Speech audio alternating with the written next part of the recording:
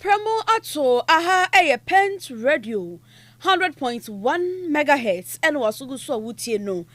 ewie ensam hodo a yensaka wakase pono so no yabone nyina bede ye ba beto bedwasrede ama wonso watede ekoso no nyina ebi ewie ye mamu nyina maha ene wie kase yede ebeso mu no yede mu live Facebook and YouTube ne so Pent Radio 100.1 megahertz so and adisha wo mo fe yase Pentecost Junction wo mutie kase ne bi enso ediafa Dante Information Center na ene awie ensama yede eba no edoso ye pa nemom no naposo no ebi ene se ensia enrada no etoye no ene adehia womo ewo waja eye SCC honomo womo de atodwa se enipa miensa ene nsuo no enam so emometi nananom ewo nsie do Mampanyi John Dramani mama echirem se mfinhia besa duo no eniema egu nkrata so no ene nei yedigu akwamu a ebeboa ama empo enkran ensuyire se beto na atwa fansase ni no yetimi ediesi ano kwan wapanyini a wono ena woda oye coordinator woda Greater Accra Resident and Integrated Development no ano owura ohene safo wode atodwa se empempi no empanyimfo binom ya na wo mu rewremu ema adehia se yekasa mo mu nsidan ewo bia ya ni kwanso mu sidan ya wo mu sie no nanam so mansu yiri eba Autu senya is empehia so a ne fa ebini kaso amfimfiri mantem nipa nkron ene sade amane ye bo se wayira yehu wo mo no bepim sabire nyina empanyimfo ene adwarefo gusu a wo hwehwe saafo no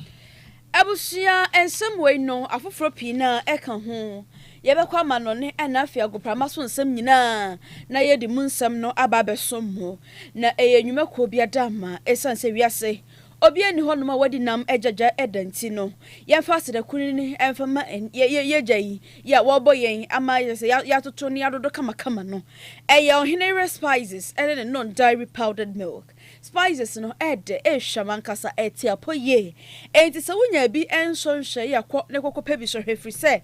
wunya nya bi pe ebebo ye pa na spices no ye wo hwane makomako enwotwe ye wo froye aponchenam indomie na se noodles yibi ye wo fried rice ye sanso ewo akokonam ye wo nantwinam monko enna jollof rice ni nyina no ye wo bi ewo ho ohene re non dairy powdered milk so bi wo ho ye no so opanyini die ye ye bo franso so die eyeye enti sa no so wo pe bi ato enwa ne se watu mrika na wakọ gibie ewo adwa hodo so bia ye tonto nuane ho ne manyina na spices ene non dairy powdered milk no wo pe ne dudu mu a eya homabofo we hi na wo fresi so 0244 525908 ebiemu beti afre 0207 805398 na nimpanyimfo no atwetwe ehun komo nyina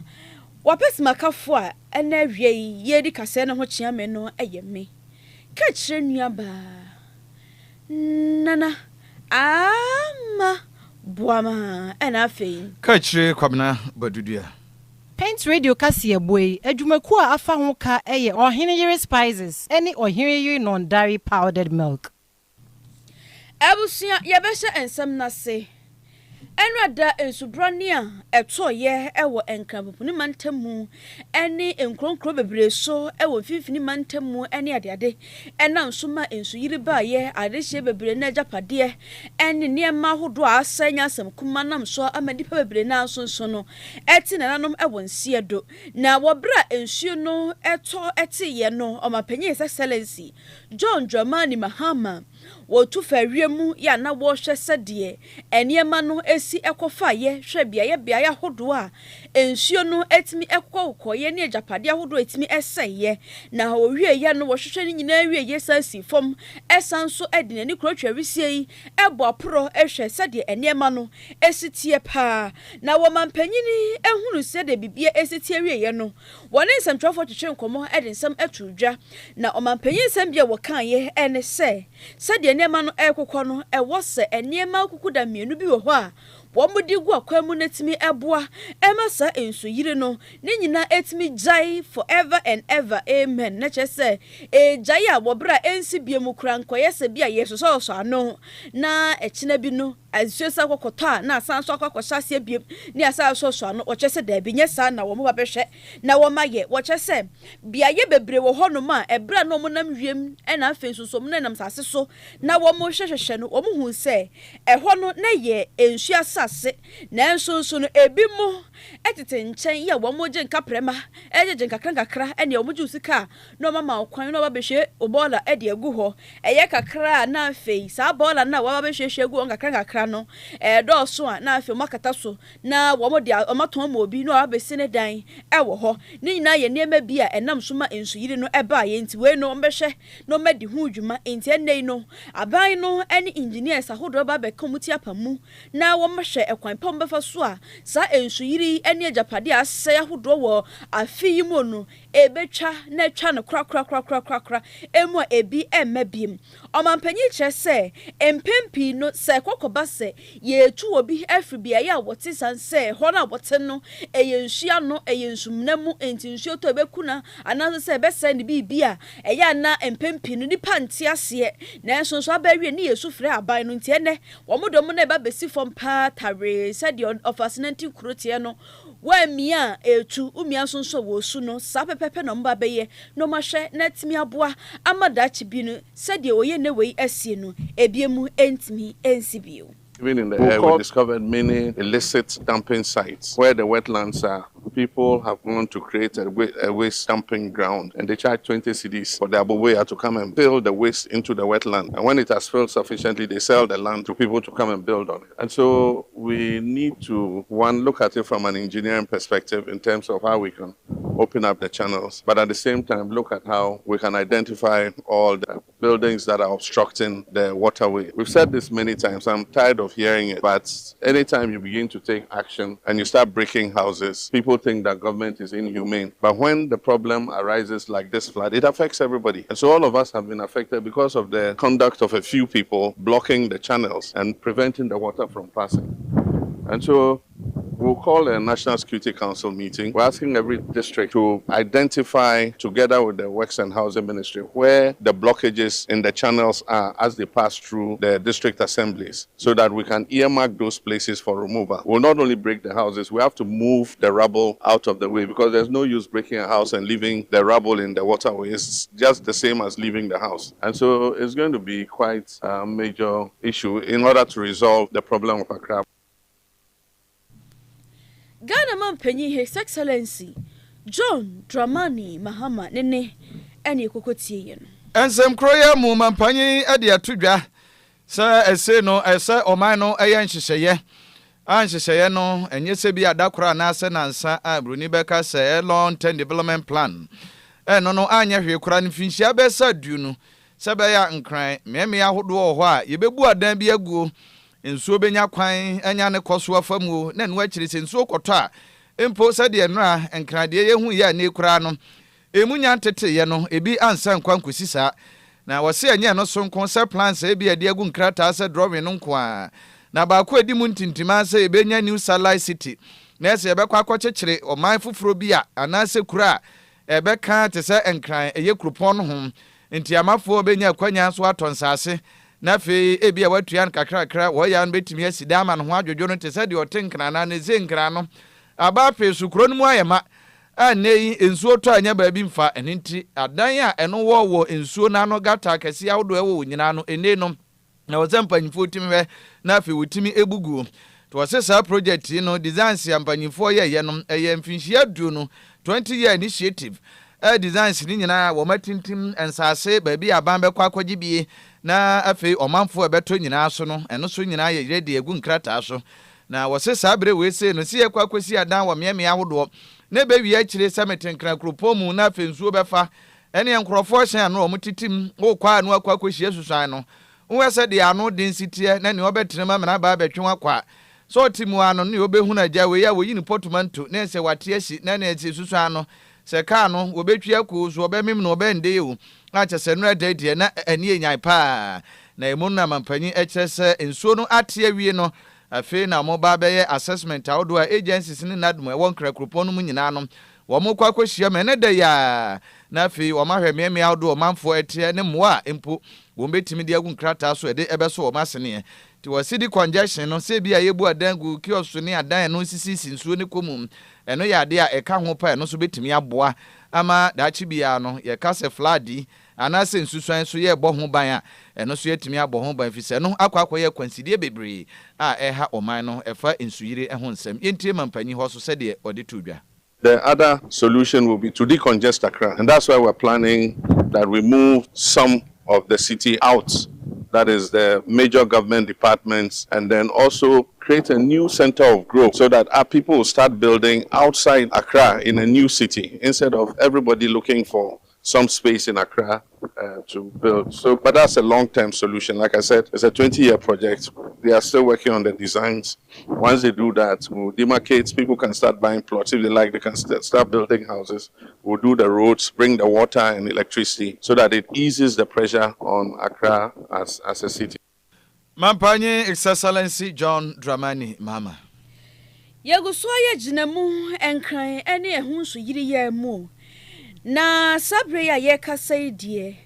eye coordinator wada Accra Miche Greater Accra Resilient and Integrated Development Project no ano Dr. Ohene Safo wade atujwa se sadie ensuyiri ekono enipa yankasa ye ka hu bi papa we won kasa ya ban ena ye bibi yeni ankasa ye keka ho esanse empo wo bi akwakosi dan ananso se wakwakohwe bola ede agu ba bi ani kwanso ode nwura no etugo no na empanyimfo so nimu na nka wo se asotwe bi e wo ho no mo no wo mo ede ma wo nipa kro no na obehu ane se wo bi a owotumi kakra na anim onyam kakra na anim odu kakra waba o we de mi nipa we de yesrama o we de wode de sa na chese akwakwa se wo meja no na wone na nam ho no mo na enso so no adekro na wo ye na emmoa na dachi bia de oye ne beba no na je se ya ye no so kataso momu so saa na yi na ani na je se enenam so saa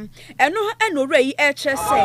ansa na sa wo ye ne wei de achi na nsuo to bia na nipa nsuru gugem ade achi na nsuo to bia na obi na adwe mu nyina aye ne hyehye wo de nsuo si so kurati da ne nsuo hye ne nyina no se betimi agyan na to atwa ne korakora mu pade a wo sempanyimfo a sabi omotumi wo mayimu na wo mokabie wo mu wo manmiye nimonyamfo wo mayimu omotwem ho firi sanema wo nyina ho na se obi ya de bone a enam so bema oyene aba wo mayimu a na empanyimfo twe wo nipa kora so omunya no omokora nya no yodom na wonkwa no wontwe na so na sanema ne nyina no entimi emfiri ho no mo na se entimi emfiri ho pade a ene ensu yire no afi bia de chense kura ene beba media de mani kosua hu pa de miensa mienu koi ipa miensa mienu de nsuo ni dom ko na ba ko de oto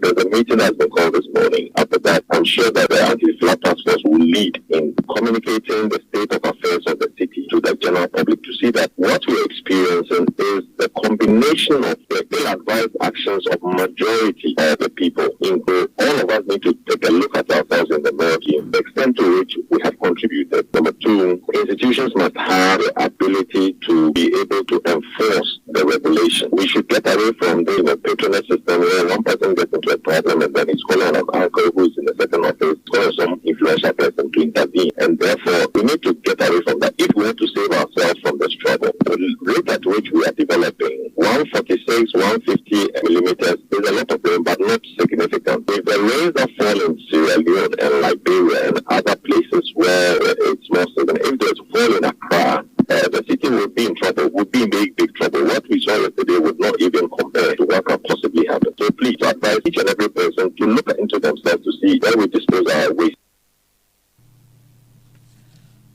Ebusia eni ayati eyo panyini a okọ enkrampopuni mantamu a Garrett project no wono ena oye coordinator eda no Dr. Ohene Safo. Ye be free Dr. Ohene Safo nsemi mu na ene ensuyire no mu a ene nsusuan nsemi emu a na ejina.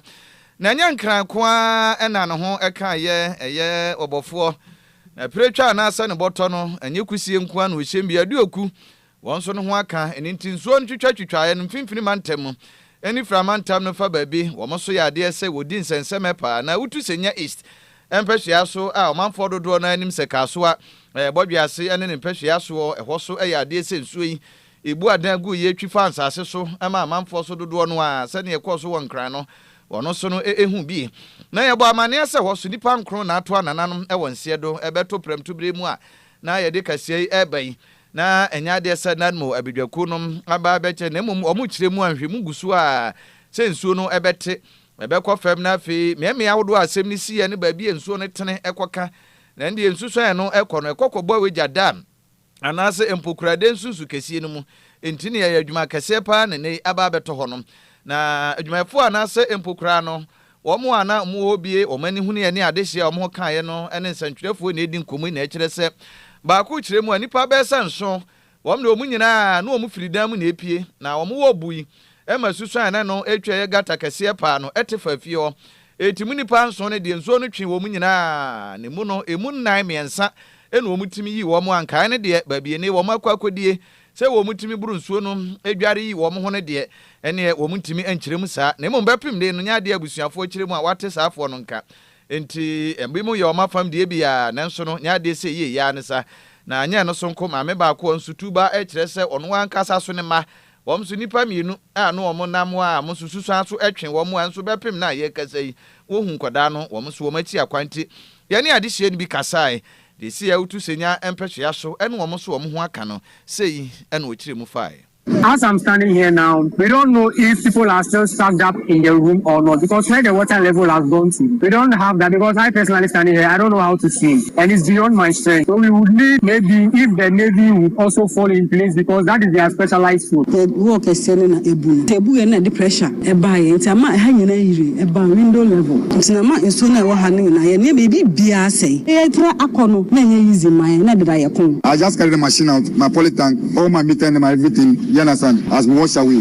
Enti for the so light corner e work kwan mu hono. Na de aka na de train de nso ne twen mo ya den ekoye. Ya saving nipa bebre. Pa miensa e na frame. No mu ya sis ya saving omo ama 3 anyankwa 3 alusi. Just down here they were able to rescue 4 people. It was alleged that they are 7.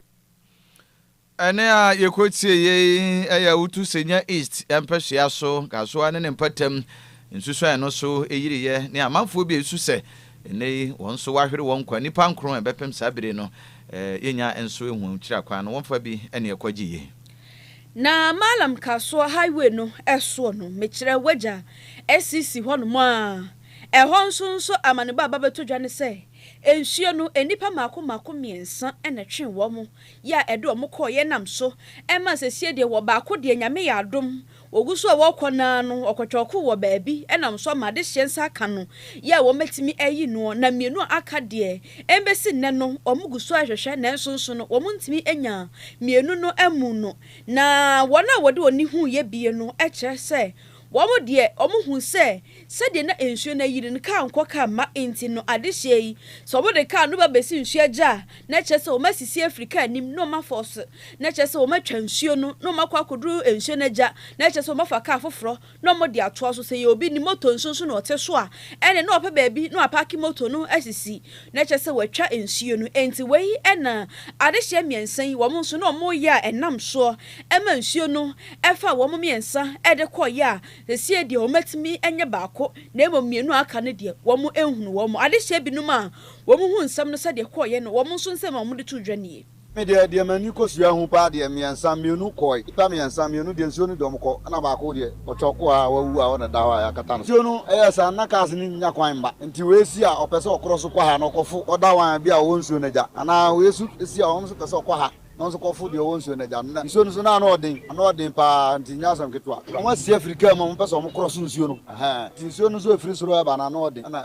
twa form so de omko pada mama kan do mko ya do mko ase ya nim ba bi omo emema ame mom mamu hu ande mienu ni kita moto ma moto no kita omo parke sanche omo fa ncha na omo atu makọ nti moto no po yehu bebe wo parke moto mo hu ande nyimpa na sebio wo kọ na nsu anu ayete nti mama wo yenyim de ya gbo wudin ya de ka asam ekira we nko ade yenyim de obaye yenyo overhead ahana nkasa particular yenyo overhead se wakase wo ya kwa na wo bugbo bubudan wo mbeche nti wo ye fa wo beti se makanesi waye ana na ye pe ene adehye wo mo ewo waja SCC ene malam kaso highway no eso no ensuo no sede etimi eso a enipa miensa koye no wo mo eho ensem no mde tudwa ena afem do madesrede to mampanyi his excellency John Dramani Mahama ene na ban enso ani ye be free and crying ene nsusan enso ensemi mu na fe yabo awuram afi edwadie antutue mu ne mfa ho enso mo nsam so ye de bi atodwa ye kase eboy mu na Chamber of Petroleum Consumers COPEC eye kuba kwa nhyia aban ase na eba emfa ho ne dwadie ne ho ntutue mu ne mframaja won so yobi a wabe mu yie pa na ne obo amane ese efiri wo kyene dai July na kutansa bosome da edin kan se de wiase nyina petrol bo ene mfa ho ahodo eno kan beka se crude oil ne bo no eba fam no ya de ese eno so saa yesidi no so asaso anya ahoden wede toto American dollar no a eno ne wiase nyina didi dwa no enti ano na boa emane petrol bo no ya de ese beba fam a e hya ase every July bosome da edin kan na chese akini ya akini hukui na unyafo na nkanamu a wona executive secretary Edema COPEC eno se yekase no hwe adwama so a dollar no anase ha munchichimu no global crude prices oil no akofem ha munchichimu eyedun kroni akire pod usian kron 19.69% a ne se ukọ odi American dollar no ena eto a enkane no na barrel no eye 97.32% ene atia ba bedu 78.16% per barrel nti ayesa ne de na chese ebo no abafemu ansa nti wose wototototo enne ade a ne dollar no ukura ba ko a wode beje Ghana cedi no aye 11 cedis a mpeso akakra ensu eguso ti eno no enkane na mpeso na eguso no 8035 nene no aba 433 eni nti na eseba no sa no a eso ate am chichemu miensa eno so no akiripo eyedunan na ese negative 3.14%. It was a petrol COPEC said the Obama near no FOB prices no eno so ya de say abafem 988.77%. No so no abafem de toto American dollar no eno 988.77 eni aba 920.34 na chese no so no ohwe amunchichimu na bupemu ano so amunchichimu be se ensia eni achiripo ade okrummienu 6.92% ena chese eni no eno so no abafem na ese ni nyina kamfia no yesidi no anya ahoden eno na anya nsunsanso enso ewo eni ye petrol anase empo yemfa nhodwadie entoto ya we no de gas nka ho enti petrol eni diesel no nko a LPG no so no wo hwese anyi bia no ene de nyama metodwa na mum ye kwa enima sidi no nya ahoden nko ase ne be ya eno so enye nwanwa se ebeba fam a e hya ase ekene da ya July ne bosome da eno so edinkan abusia ye nyina so na ye njen kratomra ye ba ni aka no ye ko agoprama so nsemu eno bi ma so na ni esisi wo ho no ye de mu nso ensem no ababesom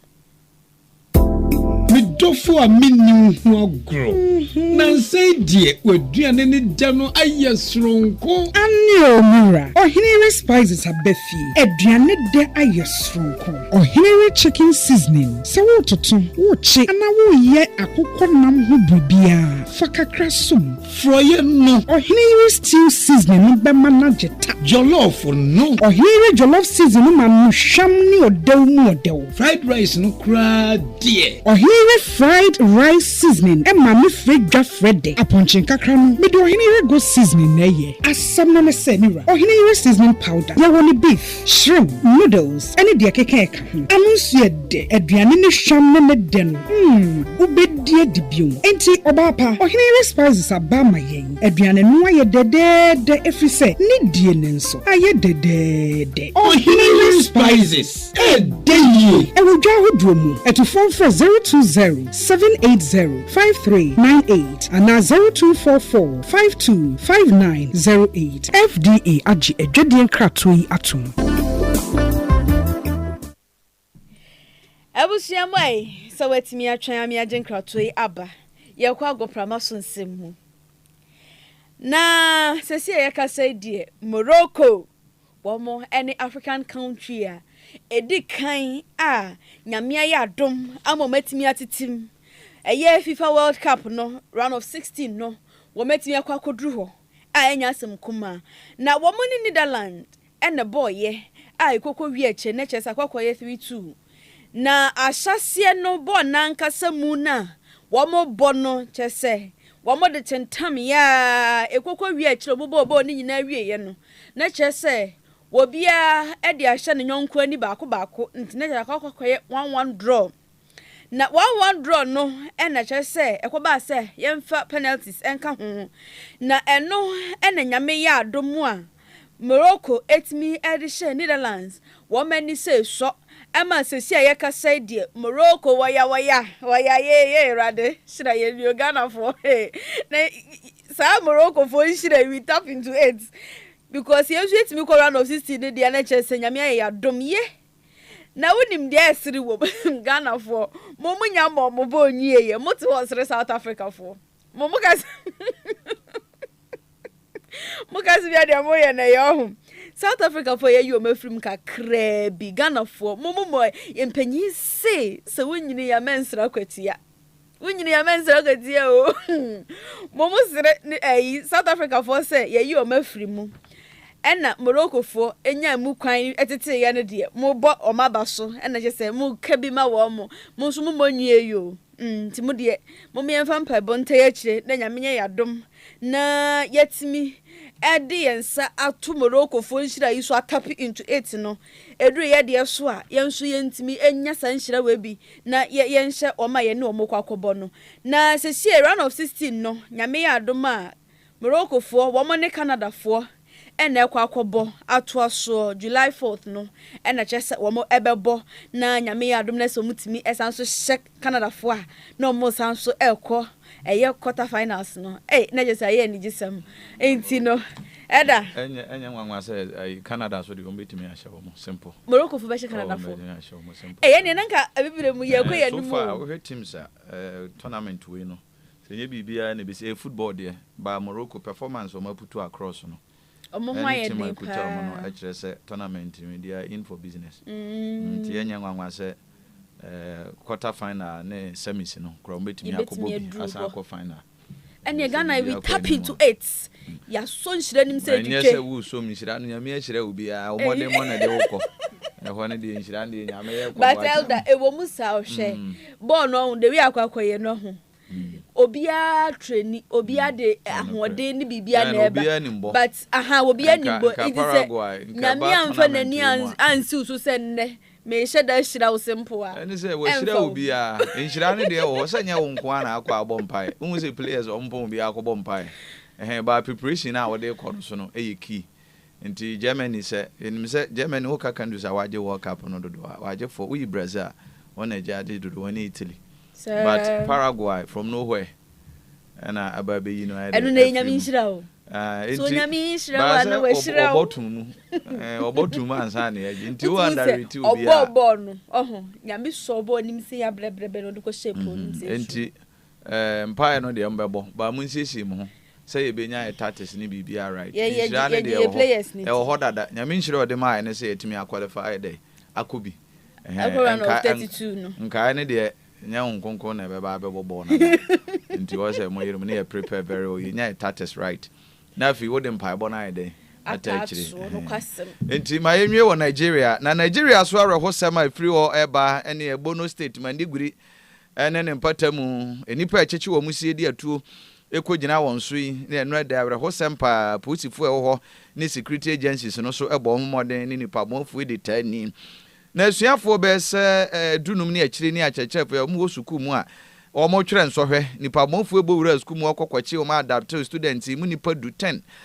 teachers fo me so ho omo so ye invigilation omo so suku mu we eno so eka ho bi na eno enam so ema sojafo mpo omo so ne group omo so bua sojafo ne omo so de kokobo ani ne ko wi akire no soja ni ba ko ene paramilitary support forces fo bi so ya de se omo so eho kan ye na imo no sojafo no konkoden boa ya ema students no munipa du de omutime je wo mo ne akyerɛkyerɛfoɔ no na bi mu wɔ hɔ a ne ɛse wo magusu ayera nipa bonfo itime de wo mo kɔyɛ a ɛne ɛne wo muntime ehu wo makyira kwan na wo mugusu a ɛyɛ ntotoyɛ na Bono police spokesperson na hum ɛyɛ Canada so wono ɛna ɛbɔ amane sɛ attackers ne ebro mu duru hɔ mu babia ne atui ye jagum saa ntu ya wamfa ati anto fam amro ho ase ne ɛyɛ ye tuo no nipa num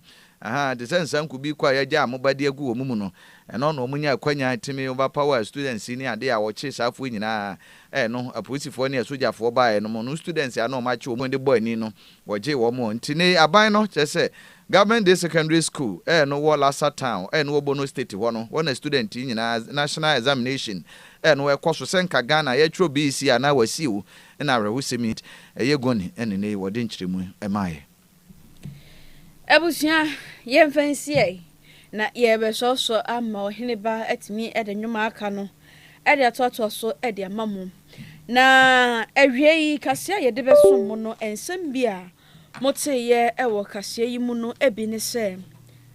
Omampanyi His Excellency John Dramani Mahama achesi anokwan ama ebi emabiem kra Omampanyi His Excellency John Dramani Mahama sene ene timi ahwiri ede animu akwakopie mu ewo round of 16 eye 2026 FIFA World Cup no mu no eye Morocco fo Yasanso ko amanone ensemu Nigeria Bono State emandiguri ene ne mpatamu national exams no ekoso so my Ghana nka BC ana wasi ibi asuafo a omotwere nsohwe no nipa bonfo militant groups yi koto ahye won so a wache fande akosie mum nipa du na sojafo ko yon saka wo mu anei ogusu atwe sebe ya omo kodi mu so no onsa betimi aka wo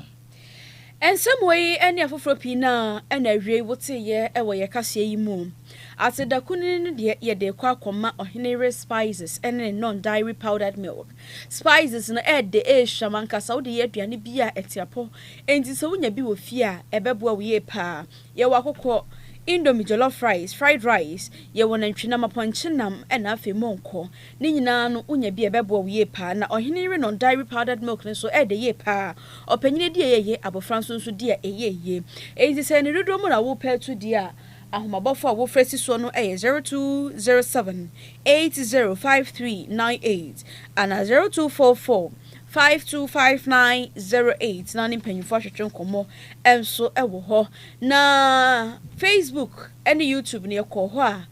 a Tony Gates on Nathaniel omo ene twa yetu mu ewo ho ema wo hu ne ekoso nyina ewo ententafidie ne so na Damte Information Center so adehya mo fe yes Pentecost Junction wo mo so twa yetu mu live ema wo mo te yenka ewo ho na efiefo so hima enso ebo ye chidomo newsroom san so betan fidie ye chichenchim ne funuma ede maaye yenso yesin kunwa no eye me